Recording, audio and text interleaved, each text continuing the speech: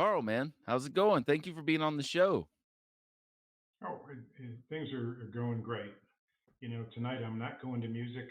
As Wow. I tell people when they say, I'm at an event, they say, "How are you feeling?" I say, "Music's going on. I am feeling fine." Thank you for being here and let me ask you questions on my podcast. That means a lot to me. And so, how do you pronounce your last name so I don't butcher it? It is Oligny. Oligny. Nice. It's Okay. French Canadian. My father was born in Montreal and emigrated to the United States in the 1940s. 1940s. And you were born in 45, right? 45, yeah, in Cleveland. Cleveland, Ohio. Was your dad or was your mom and dad into music growing up? Not really. I can remember one time though, and this was back in the payola days, that my mom would dance in the living room with her scarf, and and I remember one time when they played Pat Boone's "Ain't That a Shame" 20 times in a row. You made me cry when you said goodbye. Ain't that a shame? 20 times And in a shortly row? after that, a couple of years after that, that's when Alan Freed got nailed for payola. Pay Oh, to play. yeah. Yeah, yes. Yeah, but they were not. My brother was, but he was more in the early going. He was a classical music guy, Bach, Beethoven, Brahms, uh, and he was the one who bought me my first single. It was Frankie Avalon, Dee Dee Dinah. And when people say that music back in the day was so much better, I laugh at those lyrics. It's Dee Dee Dinah, you so fine, you know, Right. just cornball stuff. But Was you yeah, were you wait, or keep going, go I'm sorry. ahead. No, I was gonna ask you, was your brother into music as much as you are? I mean, it was because music's your passion. I mean, was your brother passionate is just as much as you are? No, he was not. But my passion has grown over the years, and it's been really in the past 5 or 6 years since I went to the first Imagine Fest that I've almost become totally invested in the local music scene. And prior to that, I would go to a lot of shows and really a lot of blues shows because that was my passion for the longest time. Especially after the British blues invasion of the whenever that was, 60s and 70s. Uh, went to a blues festival out in Winder, Georgia, several years ago. Uh, Blues festivals up at in Boston. Uh, but when I went to my first Imagine Fest, I really connected with the people there because prior to that, I would go to shows, I would observe, I would enjoy myself, I would love the music. I would go home, I wouldn't meet the first person, and I definitely wouldn't meet anybody in a band, because I was more of an introvert then. And with the introduction of the EDM scene and then later metal and punk, I've just become totally immersed in the music scene here and just have such a great time. You're well. You are well loved in the music scene here. When I was telling a couple of friends that you're going to be on Good Company, they were like, "What? No way!" So, and then also, I always think like when I get, I want to be like you when I get older. I just love the passion. And anyway, when you were sending me, you sent me some notes of all the shows Mhm. you've been to, and I definitely want to talk about you saw the Beatles. You saw them on Ed Sullivan on TV. Can you Yeah, talk about and that?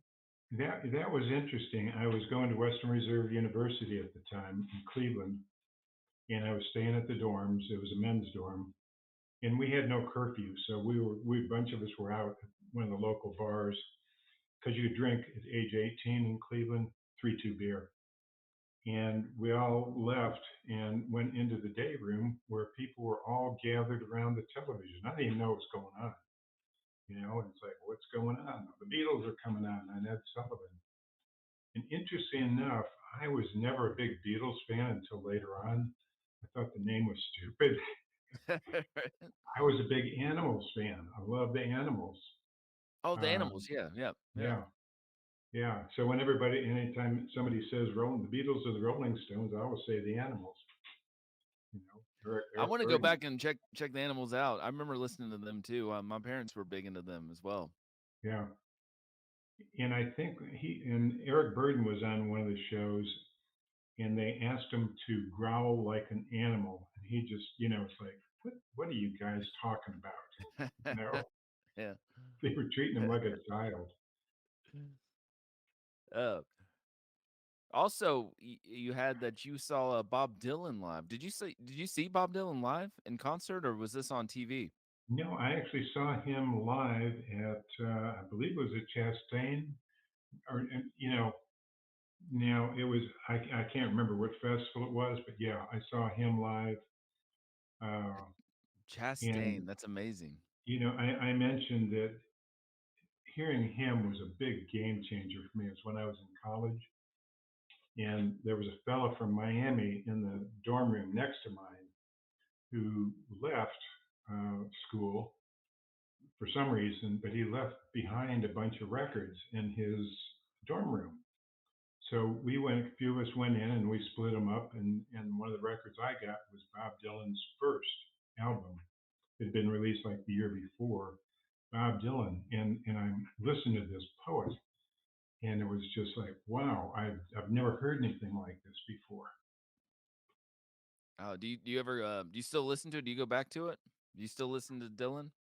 Yes, I listen at times, but today I listen to people like Abe Partridge from Alabama, who to me is kind of Dylan-esque because he tells stories in his music. I don't know if you're familiar with him, Mm-mm. but I'll check him out.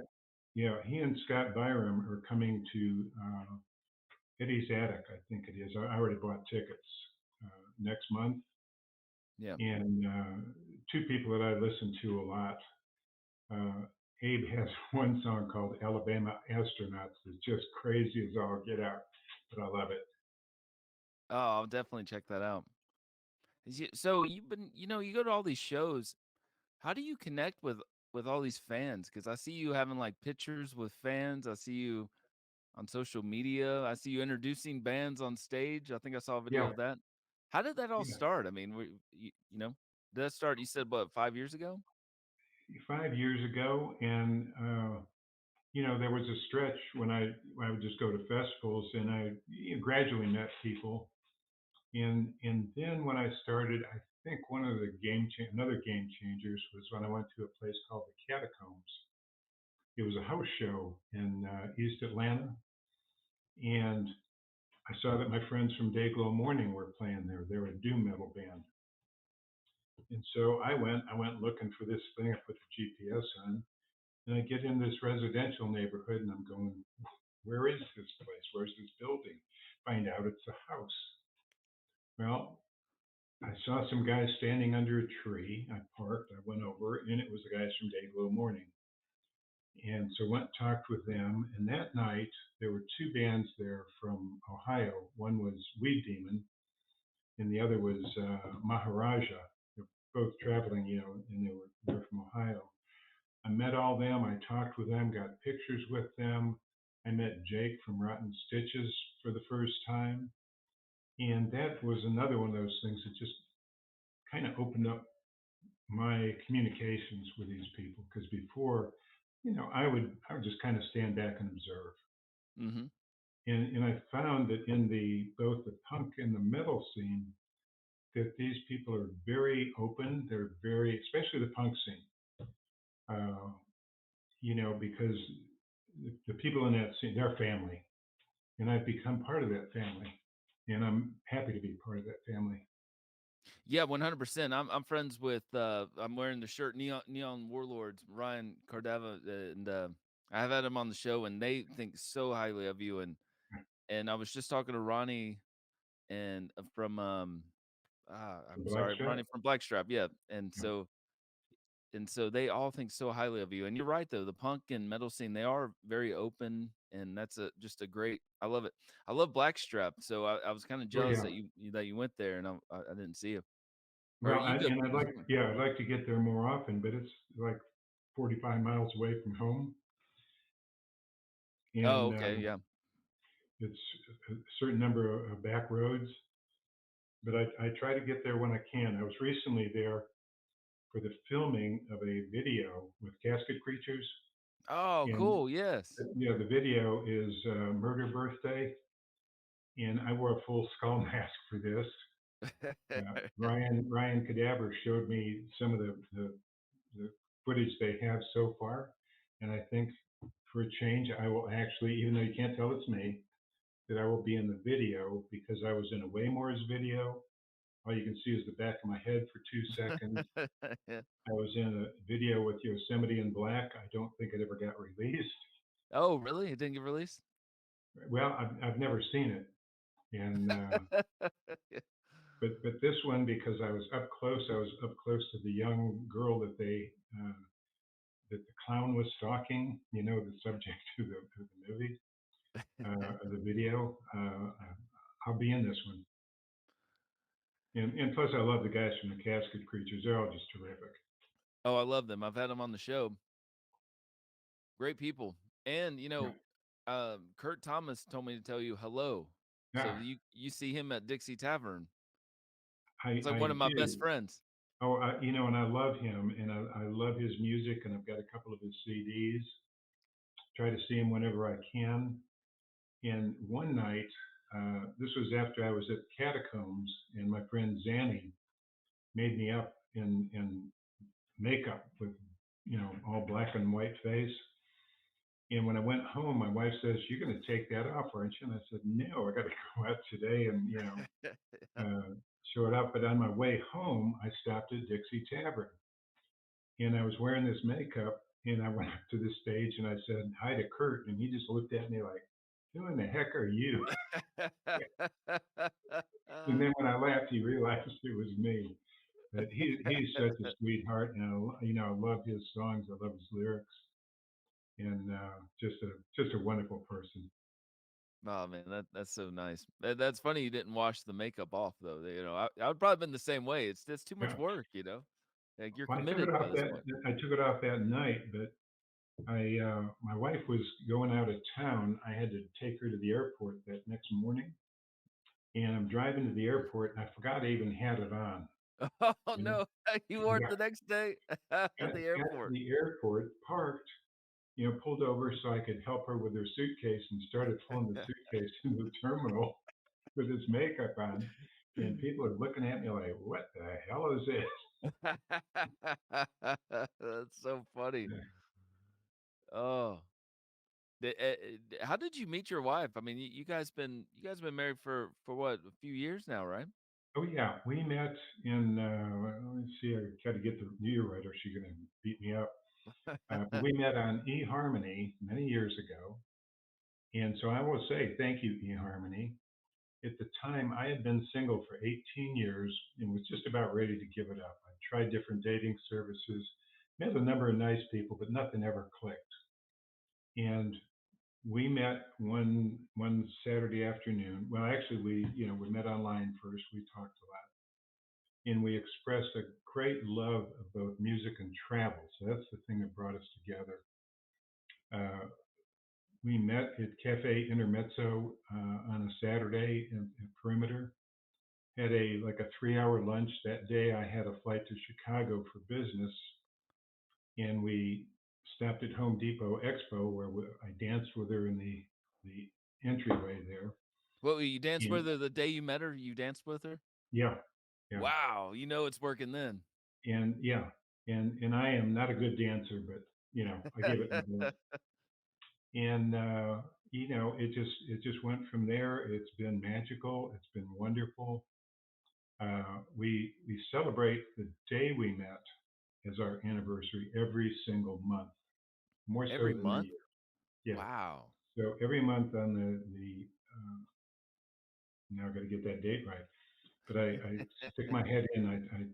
We we try to zap each other first. Happy anniversary to you. Oh man, that's so And sweet. That's a great story. yeah, but we've just had a great life together. Lots of travel, lots of music. She stopped going to festivals though, simply because uh, the lines for the drinks, the lines for the restrooms. She stopped enjoying them, but she goes out every now and then to shows with me. And as far as the metal and punk, I would not expect her to like it or go with me.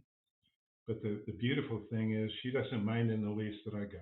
She doesn't judge you. She's like, "This is your, if you want to paint Yeah, your face and take me to the airport the next day, yeah, she, yeah. you should paint up right before your anniversary, or once a month, Oh yeah. Oh, well, I was gonna ask you when you said you did paint up your face, you were getting an award that night, right? That was a ceremony you're at? Am I right No, on that? no. That night I saw the oh shoot, Zanny and Sheldon from Evil Intent at Mm. Catacombs. And Zanny was a makeup artist for the band, and I'd seen them at Sweetwater a few months before. And I said, "Hey, next time I see you guys, would you make me up?"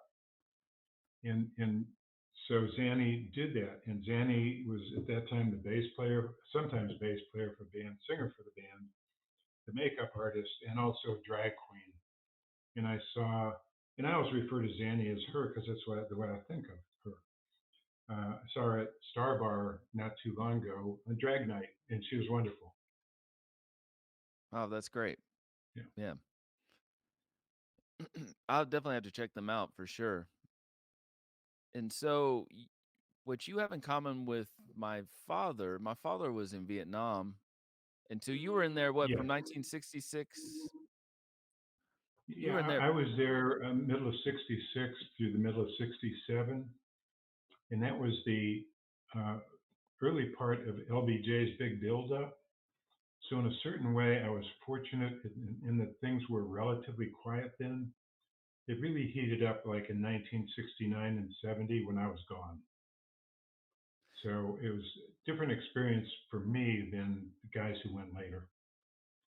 Yeah, but it's still an experience, I mean, it's, Oh yeah, you definitely. talk about, like, when you first got there, I mean, that must just have been just a shock, right? I mean, I'm sure you got plenty of my father went in later on. I think my father was in there maybe 68, Hmm. but his stories are so crazy, and, Yeah, he didn't tell me them all at once because I was, a kid when he would kinda slow feed me what happened, but yeah. Well, ironically, the day I got in country was my 21st birthday, and we landed in Da Nang at the air base there. And then I had to catch a late night flight in a C-130 to Chulai base. And as we were landing, and we were fed a lot of propaganda before we went, kill them before they kill you. Once you get there, you got 30 days to live if you're lucky, blah, blah, blah. they would tell you that? You got Oh, 30 yeah. days to live if you're lucky. Yeah, most of it was bull. It was just indoctrination. But as we were landing, the airbase came under fire. There were flares going off all over the place. As the C-130 was landing on the airstrip, we had to jump out and run for cover. And I thought, wow, what they said was true, but it wasn't. It, it was guerrilla tactics where the Viet Cong would, take a couple pot shots, they'd do a couple things, and then we would respond 10 times or 100 times over. Oh, you would, yeah. And so the appearance was apocalypse now, but that was not the case. Did you, I mean, did you have friends that you lost while you were there? I mean, I'm sure you did, but, I mean, that must have just been hard being Surprisingly that enough, young. yeah, and see, I was in the supply, or I was in the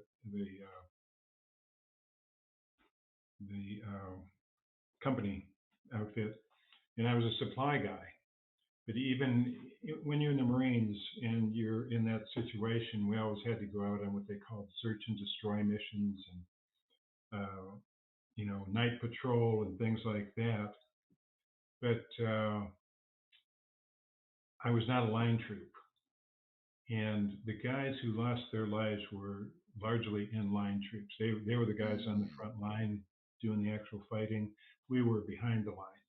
Wow, maybe yeah, that's well, I'm glad you're still here. Yeah, That's sounds like you kind of got lucky on that.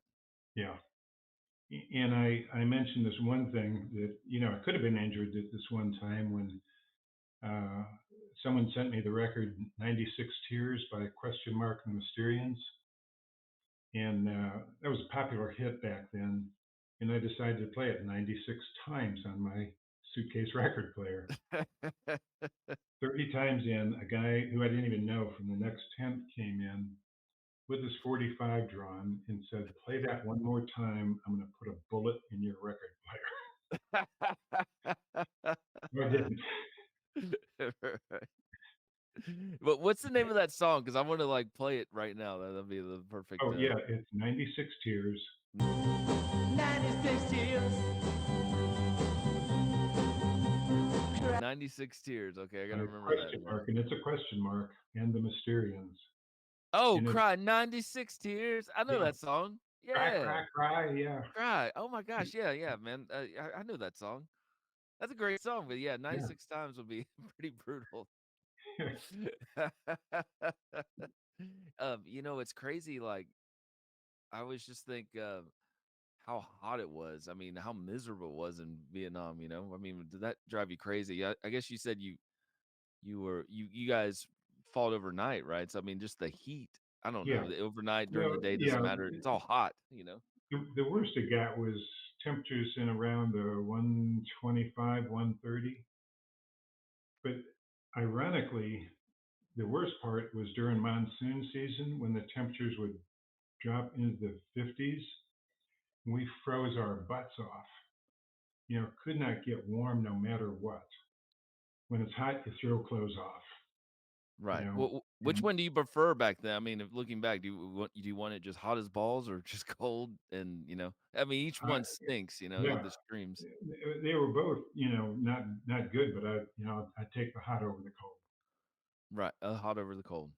Yeah, So you have a couple of kids, right? Are they yeah. into music as much as you are? Well, interesting enough, I have three sons: Eric, who's 44, Jason, 46, and Joe, who's 54. At different times, I've taken them to a number of shows, but the only one who's still active with me is my son Jason, and he's the one who got me into metal with Metallica and Oh, sweet. Stuck Mojo, and Yes, I love you Stuck know, Mojo. yeah. Yes. And recently, I was talking to Andrew Black and found out he was one of the founding members of Stuck Mojo. I didn't know that. What's his name? Did he play Andrew drums? Black. Andrew Mm, Black. Yeah, I saw him Andrew at Black. Dixie just recently. And Oh, Rich no Ward, way. Rich Ward is a friend. Uh, but it was Jason who got me interested in them. And but some of the memorable times I took my son Joe, who's 54. I took him to see the Fix and Flock of Seagulls. And he was begging to go to a show, and I said, "You're not going to like it. It's going to be real loud. It's going to be loud. You're not going to like it." "Oh no, I'll like it." So we went, and probably a half hour in, he goes, "Can we leave? It's it's too loud." But the wildest show I ever took him to was, oh shoot, I got to think of it. It was at USF Sundome, and it was some oh, band kind of like Guar. It wasn't Guar, but they were really bizarre. And at that time, Joe was in his Garth Brooks stage. He wore a slicker, you know, and Yes, it couldn't get any more brought his, opposite. yeah, he brought his friend. And about a half hour into that show, he said, "Oh, the band was Impotent Sea Snakes." Okay. And I'll check that out. yeah, a great name. It is. And Yeah. he said, "I'm not comfortable. Can we leave?" So we did. We You're did. such a cool dad, you know? Yeah. Like you Yeah. could be the cool you should get an award for that. For taking But doing but that. one of my best memories is Lollapalooza, Orlando, 1992. I have that in my notes. Yeah, I'm Yeah, sorry. In my I took my two sons, Jason and Eric, to that along with one of their school buddies, and they just went all around the festival grounds. That's when things were really safe. You didn't have to worry about the kids wandering. I think they were 11 and 13 at the time. But the thing that I remember most about that show is that Tool was relatively unknown, played the side stage, and they just blew me away. And then Rage Against the Machine played the side stage, and I was watching Zach just take command of that stage all over the place.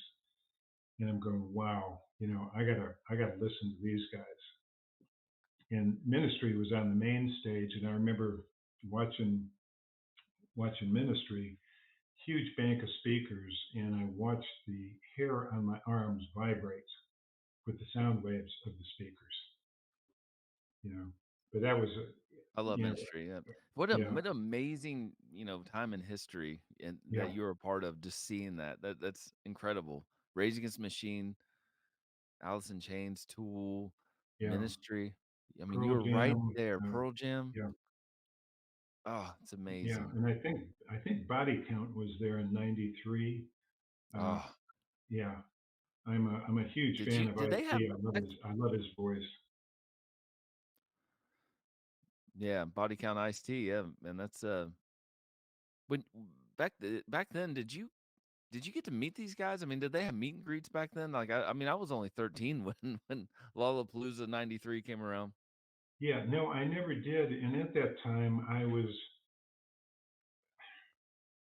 my personality would not have even allowed me to do that.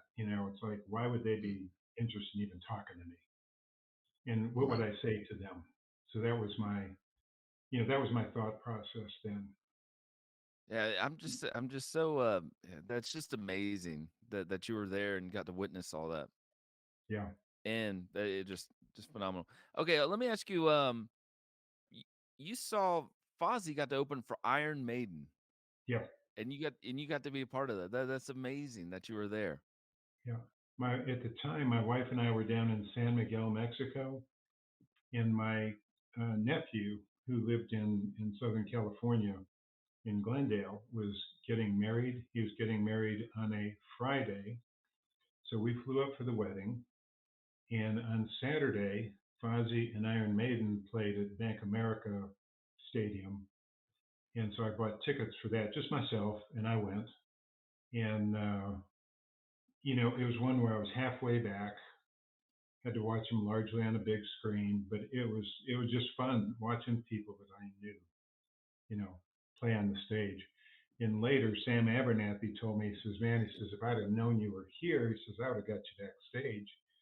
And I said, but even then, I said, thanks, but I wouldn't have known what to have said to any of the guys in Iron Maiden. I mean, they were such legends. Yeah, oh yeah. I love Sam Abernathy. He's amazing. He's been on the show Yeah, as well. He's such a good guy. And yeah, I wish I was there. So I'm just kind of just telling. Just my jealousy list is growing. yeah, Okay, so here we go.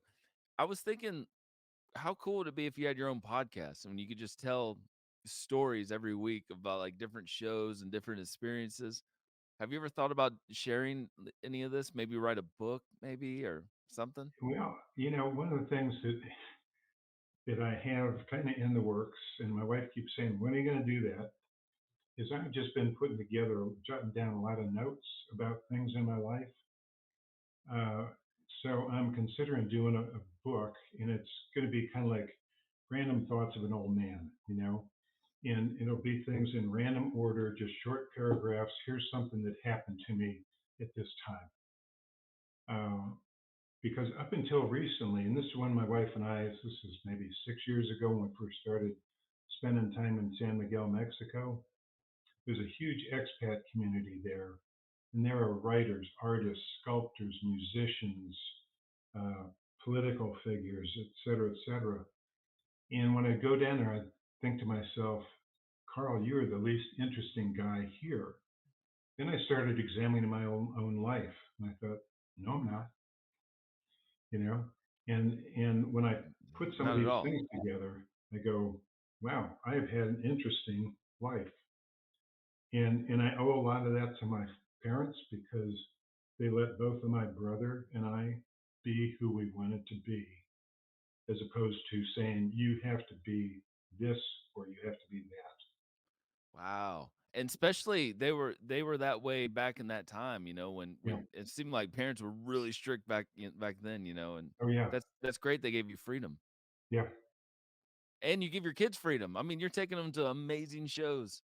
Oh yeah. And with them, I listen to them. I never tell them what they have to do. If they ask for advice, I give it. If they don't, I don't. And you saw, Mike from Suicidal Tendencies too, right?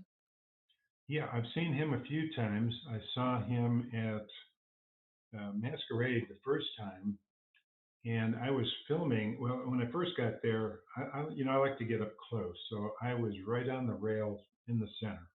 Yeah. And I think Madball was there and that Oh, yeah, I love night them. also. And but I got hit in the back so many times, I moved over to the left. So I was videoing Mike, and he was just firing up the crowd as he does, just yeah, I love his energy. And before I know it, my circle just widened and widened, and all of a sudden, bam, I'm knocked on my side, flat Oh. on my back. But as I'm going down, I'm still videoing. And so I had this video, and on the video, you can hear people going, "Oh my God, are you okay? Let me help you up." And I go, "No, I'm fine. Just let me lay here." And one of the security guards jumped over the rail to help me up, and I said, "No, I'll get up when I'm ready. I'm okay."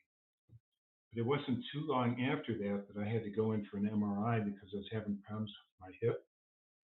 And one of the things said, "What brought you here?" And I put got knocked down by my circle and suicidal tendencies. And a couple of years ago, I had my hip replaced, so I can get around real good now.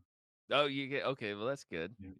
Yeah, yeah. And my most recent knockdown was at Moonshadow Tavern by my friend Trinity, who goes by the name Doll from the band Neil Paras. Uh, and I just love her. She's a, kind of, Mhm. you know, I'll definitely check that out, yeah. yeah. And after they performed, she and I think it was her guitar player, started slamming. Once again, I was way off to the left, and he threw her, and she slammed right into me, and I went down hard. Ah. But got up. I seemed to be fine, but I found out later I wasn't. But I didn't tell my wife for about a week because I didn't want her to say, "You can't go to these shows anymore."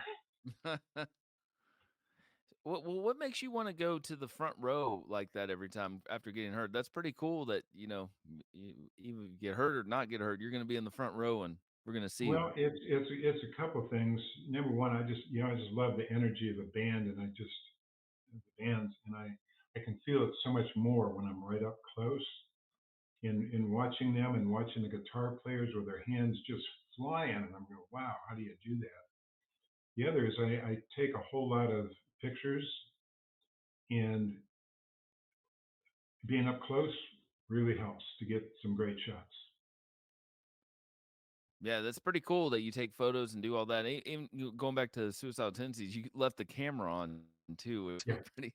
Did you know you're doing that? Like I'm falling, but I'm definitely keeping this footage Well, going. no, at the time, it was just kind of a reaction. I wasn't even aware until afterwards. I went back and listened to the video. Do you play any instruments I have or three sing? guitars. I have three guitars and I have a keyboard. Can play neither of them. Uh, and on my 75th birthday, my wife graciously bought me a resonator guitar, and I just love the sound of it. I just kind of strum on it, but really can't play. I just love the sound. Oh, okay. Do you ever go on YouTube and like try to learn a song or two? I have, and I've had a number of musicians, offer to teach me. And in time, I'll get to it. I hope. Uh, and it's interesting because I have a number of things on my bucket list that I want to do. One of them is learn the guitar. Another is learn Spanish. We go down to Mexico numerous times, and I speak a handful of words because they make it easy there. But I would like to be fluent. I want to do volunteer work in Cambodia. And I also want to go to Ozora Fest in Budapest, Hungary. It's outside of Budapest, Hungary. It's a week long psytrance EDM festival. Wow, that's amazing. Yeah. What's your favorite place that you guys traveled together? Well, we've been down to San Miguel so many times. That's at the top of our list. But in terms of places that we have gone, we really loved Cambodia, Nepal, Costa Rica, and I think we've been to about 40 some countries in total. Wow, you guys together have been to 40 countries together? Yeah. That was definitely on the eHarmony checklist, like, Oh loves to yeah. travel, yes. Yeah. Yeah. Did you guys And see any shows, like, when you're traveling? That would be cool, seeing, like, a concert in another country.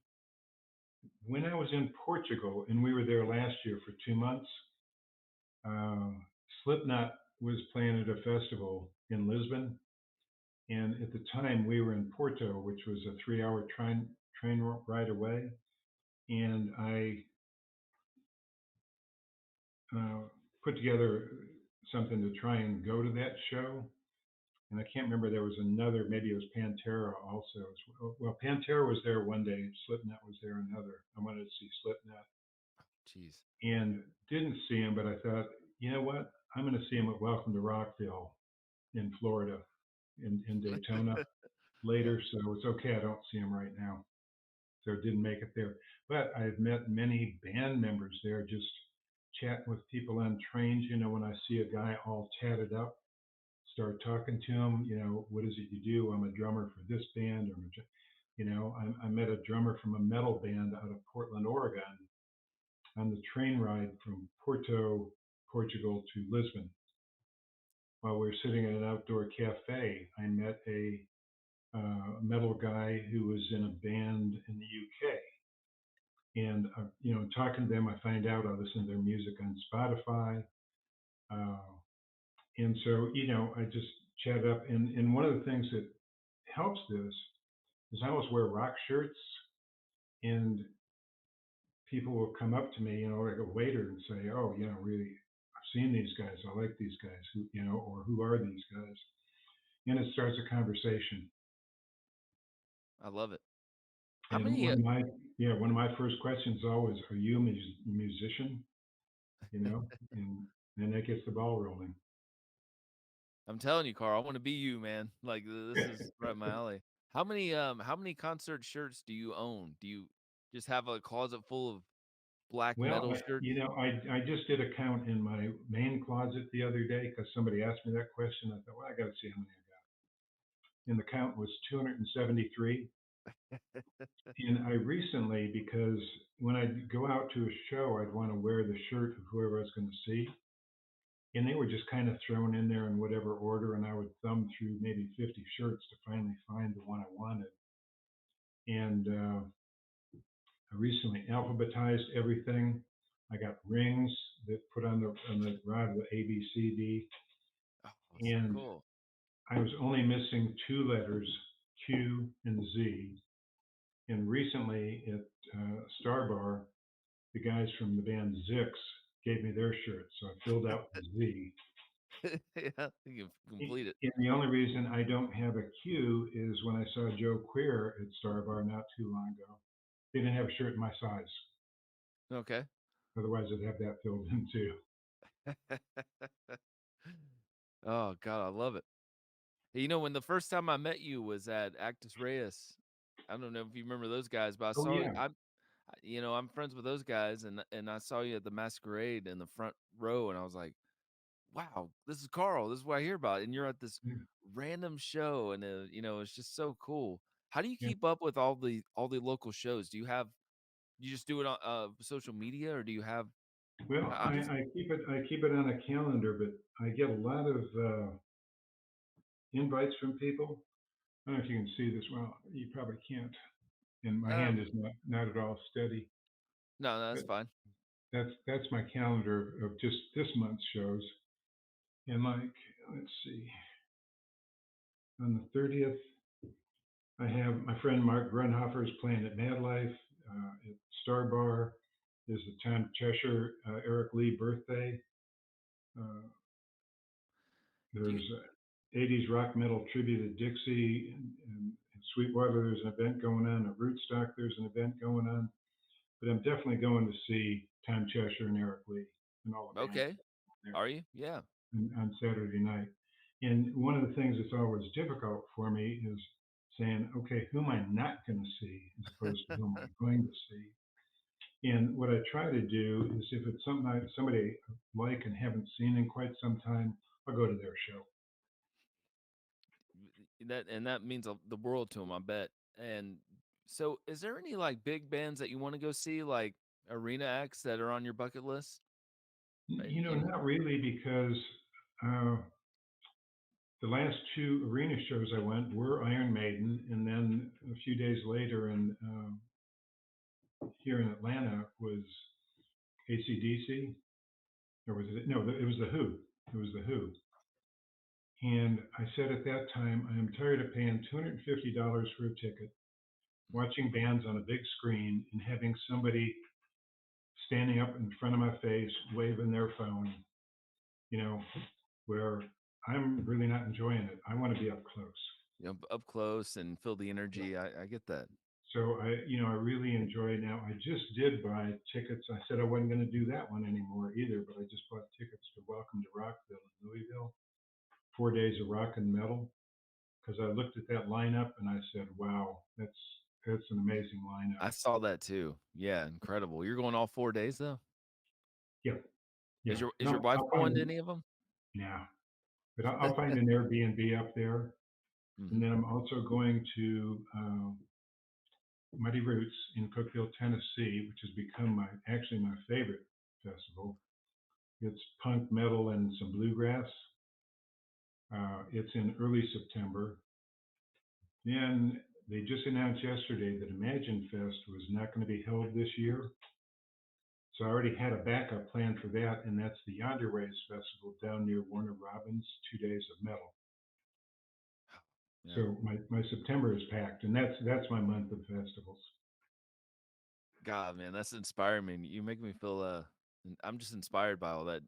Yeah. Do you ever like, my brother wears he got these plugs for his ears when he goes to shows. Do you ever worry about that? Like, being so close to the Yeah, stage? and I have eargasm earplugs that are they're expensive ones, That's uh, good. and so I wear those often. Sometimes I forget to, but I also pull out my decibel meter to look at the decibel range on the coming out of the speakers. Uh, my wife will tell you that I have hearing loss. I don't agree with her. Selective hearing, Yeah, right? It's selective, yeah,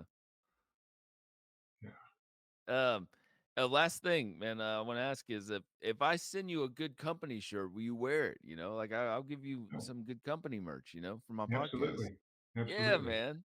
I want to add on. I want to, put the G, the good, good company. Yeah, Put it in your organized closet. I need to yeah. do that. You should take a picture of your closet. I mean, it sounds phenomenal. Well, if it went so far away, I'd drag my webcam over there. But yeah, but No, it's it's all just good. it's a long closet. It's probably 8 feet wide. It's Yeah. packed. It's packed. And then this closet right here, it's got the generic band shirts in it, like DRI and some of these other bands Right. that are more of a national act. And then it's got my shirts like this, um, and also some just kind of a wide variety. I've also got four shirts in there that I can't decipher the name of the bands. I got to put pictures up of those shirts and say, okay, who is this? Because so many of the punk and metal bands use typeface now that is almost totally illegible. So So got the when shirt, but I don't know who the band is. yeah, yeah. They need to make some kind of app where you can just take a picture of the shirt and then it'll, Yeah, hey, this is mortification. So, yeah. well, hopefully I'll get to see you soon. Maybe at the Blackstrap or Masquerade or anything like that. Oh Is there yeah. anything else going on that you want to talk about? Is there what's the next show you going to? Oh, you told me you got a list of these shows. Yeah, well, tomorrow night is Last Chance Riders at Red Clay Factory, and they're Okay. all friends of mine. Uh, and I met them all a few years ago. I actually met them at a Battle of the Band show at Mad Life a few years ago.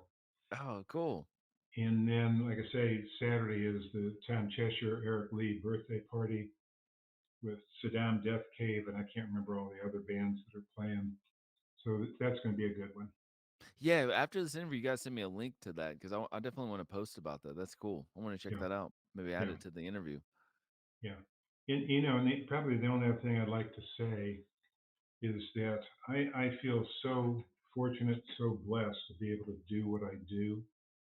And I tell people I'm doing what I love, and how does it get any better than that? When you can do what you love. And the other is when people say, I want to be you or whatever.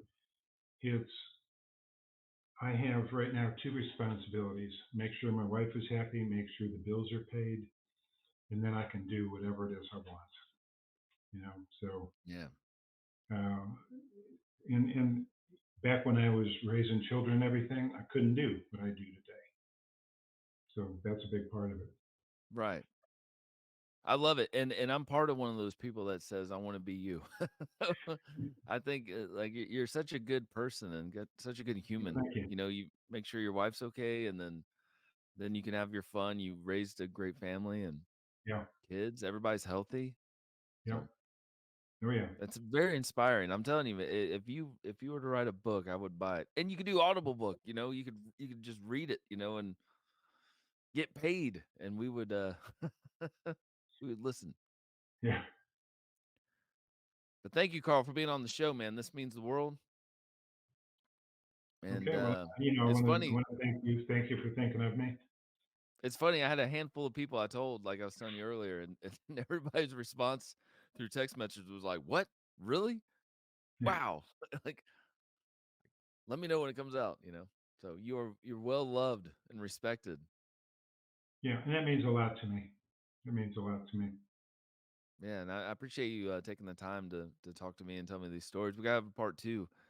You know, All maybe right. get you to co-host with me sometime. We'll interview a band together. That'll All be right. cool. And as I'm watching myself on this camera here, I hope I wasn't looking. I think I was looking down too much, but I That's can't all tell. good, man.